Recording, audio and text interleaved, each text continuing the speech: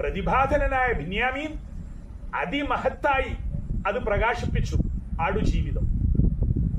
എന്നാൽ ആ പുസ്തകത്തിലേക്ക് വന്നപ്പോഴേക്ക് സംഭവഗതികളുടെ നിജസ്ഥിതിയിൽ എന്തുമാത്രം മാറ്റം വന്നിരിക്കും. പിന്നീട് മാറ്റങ്ങൾ വീണ്ടും. സംവിധായകനായ ബ്ലസ്സി തിരക്കഥ എഴുതുകയാണ്. അപ്പോഴേക്ക് പിന്നെയും മാറ്റം വന്നു.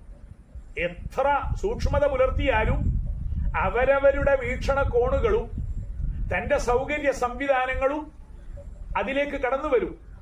ബ്ലസ്സിയുടെ തിരക്കഥയിൽ നജീബിന്റെ യഥാർത്ഥ ആടുജീവിതം മാറി മറിഞ്ഞു.